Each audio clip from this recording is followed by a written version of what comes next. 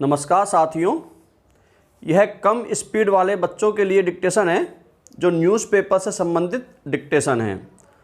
Dictation ठीक 5 second बाद start होगी। स्टार्ट।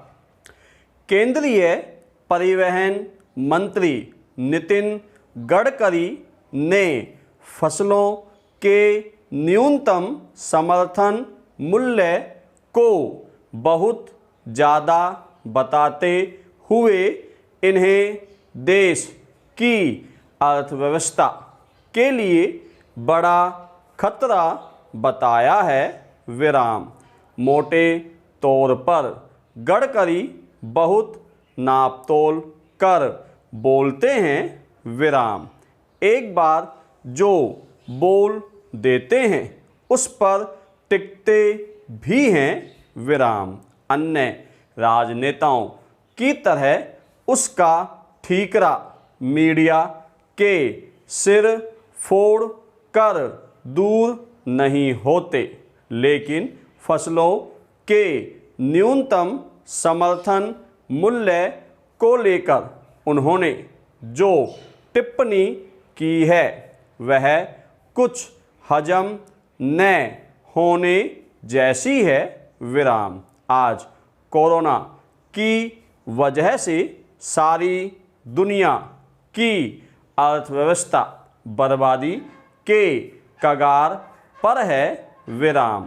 यह भारतीय अर्थव्यवस्था ही है जो नोटबंदी, जीएसटी, मंदी और अब कोरोना के हमलों के बाद झुकी तो है पर गिरी नहीं। विराम।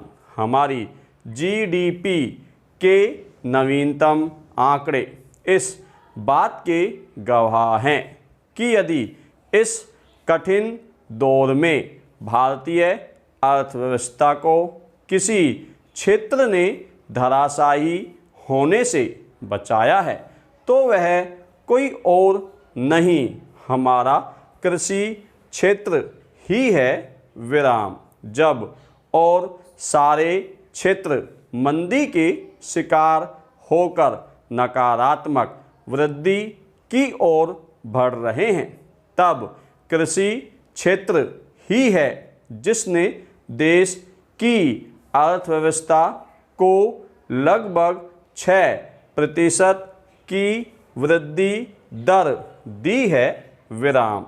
नितिन गडकरी ने जो कहा उसका क्या आधार और क्या मायने हैं यह तो वे ही जाने, लेकिन इससे एक महत्वपूर्ण बात यह भी निकल कर आती है कि कहीं न कहीं केंद्र सरकार के मंत्रियों और उसके निर्णयों में संवादहीनता की स्थिति जरूर है। विराम। कुछ ही दिन पहले भारत सरकार ने फसलों के न्यूनतम समर्थन मूल्य बढ़ाए हैं। विराम। पैरा। जिस दिन न्यूनतम समर्थन मूल्य बढ़ाए गए उस दिन की प्रेस कॉन्फ्रेंस में कृषि मंत्री और सूचना प्रसारण मंत्री के साथ परिवहन मंत्री नितिन गडकरी भी मौजूद थे। विराम। तब फिर अचानक क्या हुआ कि अब गडकरी को ऐसा बोलना पड़ा जिसकी प्रतिक्रिया देश के कृषि क्षेत्र की ओर से आना लाजमी है। विराम। ऐसे में अगर कृषि मंत्री को भी किसानों के पक्ष में खड़ा होना पड़ा तो निश्चय ही गडकरी के लिए स्थिति बहुत ही असहज होगी।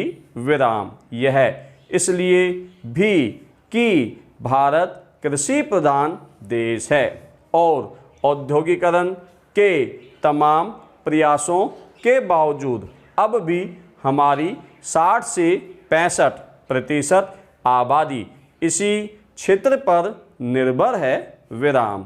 आज भी भारत में अनाज के भंडार भरे हैं और नई फसल भी बम्पर है विराम। किसी अन्य क्षेत्र के मुकाबले कृषि में ही हम सही मायने में आत्मनिर्भर हैं विराम।